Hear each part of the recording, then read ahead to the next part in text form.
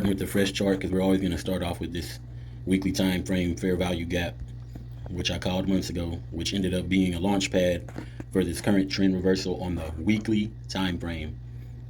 I love starting off with analysis on the higher time frame as possible to let me know where possible rejection and reversal zones could be for the long term. Then you find short-term confluences for your actual trade entries. But let's start off now. We'll start off with a fresh chart.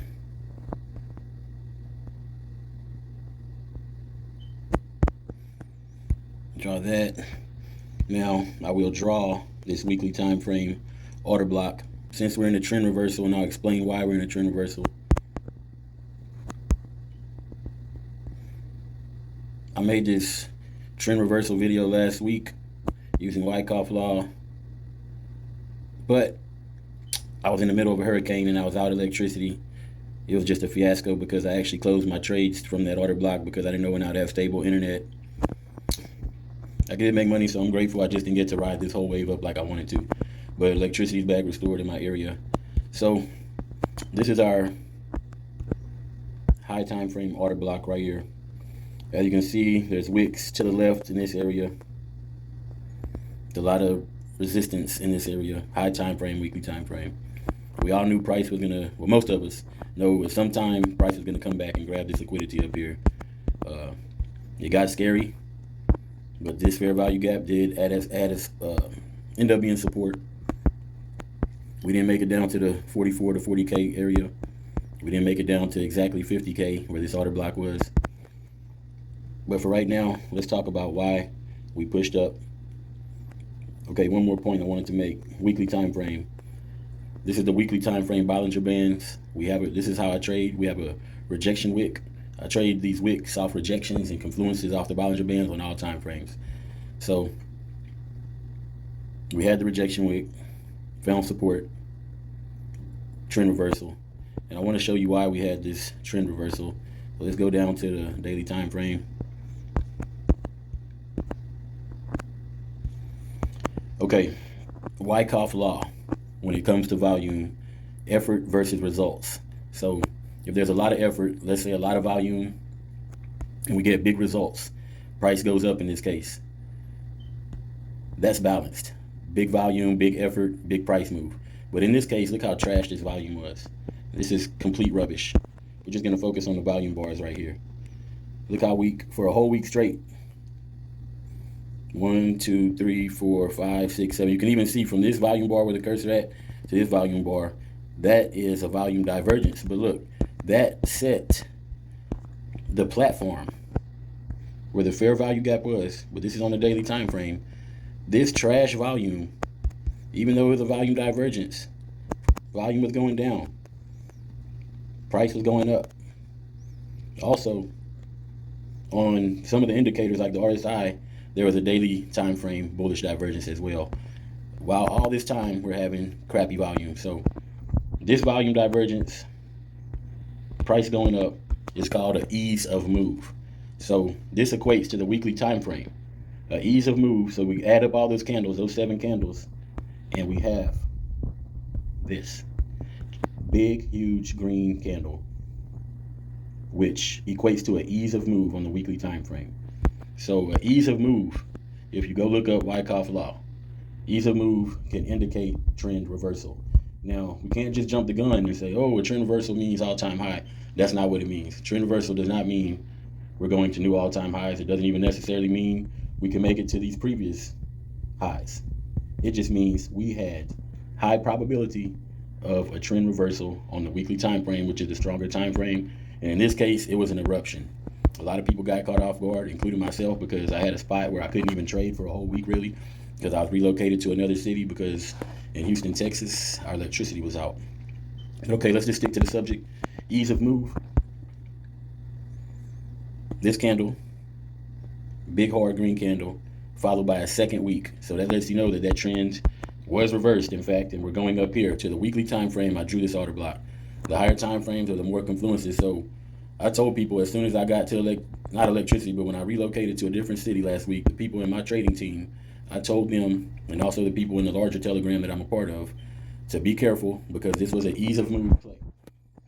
be careful shorting, and that if Bitcoin closes above 62K, like I said in my previous YouTube video, if we have daily closures above 62K, we have huge chances of going to at least 70K or testing these previous highs. So that was in my previous video. Then after the ease of move, I was telling people what this meant, why it's happening, and these are our strongest targets right here. And keep in mind, look where this order block is. The Bollinger Bands can contract or expand, but in this case, I think volatility increasing, they're going to contract more, which gets scary if you don't know what you're doing in this market. When those Bollinger Bands start contracting, it means volatility is increasing, and there will be another strong move. So in this case, we will keep an eye on divergences, momentum, volume, all that good stuff, because high chances of price coming up to this top Bollinger Band. The Bollinger Bands could possibly continue to contract and let you know another explosive move is coming. So I wanted to give this analysis to let people know, basically continue the roadmap from my last video. At this point in time, I want to tell everybody that I'm not, one of the YouTubers that, does these daily updates. I want to get to that. But I like to do macro updates and let people know, like, what should you be looking for. On my personal trading team, I do give daily updates to tell people, my high probability daily trades, my intraday trades, my scalps, teaching people how I scalp, how I do my intraday trades. But when you use these high time frame confluences, this is what a lot of people ignore. And when I was new to investing in trading, I kind of didn't like looking at the high time frame. I was stuck on the small time frame stuff. But once you have the knowledge of, imbalances, and that's basically what we have, volume imbalances, it can let you know where price will gravitate to on the higher time frame. So, let's talk about these. Once again, let's talk about this fair value gap. When I originally called this fair value gap, this was back on March 11th, that week. Bitcoin was not even, showing signs. This was an indecision candle. It was a rejection, but an indecision candle. People were still calling for 100K right here. Nobody listened to what I was saying, and it's cool. I don't want hand claps. I get enough hand claps already. But what I'm saying is, high time frame can let you know what's really going on. These huge candles, price went up very sharply, very fastly, created imbalances. So I knew there would be a high probability before we went to some extreme 100K that there was a possibility for us to come down to this weekly time frame fair value gap. I'm just retouching on all this because I like to give little lessons while I'm doing my TA. I'm not one of these moon boy YouTubers. I'm not trying to sell you anything. I'm not trying to promote anything. I just think it's great that you could actually get a little lesson here. So moving forward with this weekly time frame, we started getting indicators from these wicks that price was looking like it wanted to gravitate back down. So look, more wicks down. Price is fighting to go back down. Then we finally made it, our first touch into this weekly time frame fair value gap. Price went back up. Price came back down, touched the second time, rejected, third time, we came close to the bottom. And there's still a lot of people that have their eye on this 50K. Since we had this trend reversal, like I said, trend reversals do not mean go to new all-time highs now. It doesn't mean take out the previous high now. It could, but we could also, like I said in the previous video, if you might want to go back and watch that one, we could range here, get rejected back down. We could create a wick and body closures. See this candle where the cursor's at? The body closure is at like 69.6.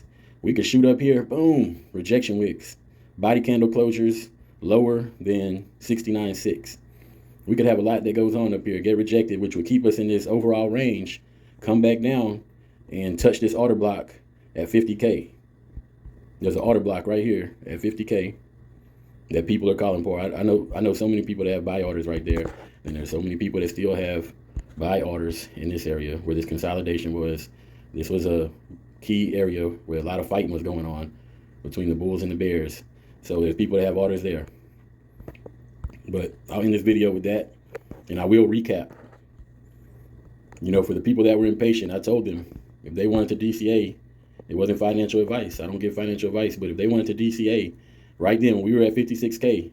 And I said, if this candle body closes on the weekly time frame, this red one, above 56K or below 56K, we need to get above that. And that's where I'll be DCAing at for my first DCA. This whole move could have been rolled up. And I said my next DCA would have been at 50K. And I said my next DCA would have been around the 44 to 40K. So if you're someone that's new or seeing my video for the first time, you can go check my receipts. You can go back 4 videos now, and you can see where I called the fair value gap back in March, before anyone was thinking about going back down here. Everybody was on Moon Boy fantasies. You can see when I made another video saying that market maker has to make this look, market maker, we're going to reject, and they really do want prices. We have to make it look real. They got to go back up and then get rejected. Nobody wanted to sell their Bitcoin around this area. So they had to make it look real. Get rejected, come back down, lower prices. Now we're going back up again. So will we range? Will we go to new all-time highs? We'll have to see when we get here. See what volume is looking like. See what type of news we're going to have. What's going on. So I hope this helps everyone. And I'll get back with y'all in about a week from now. Maybe sooner.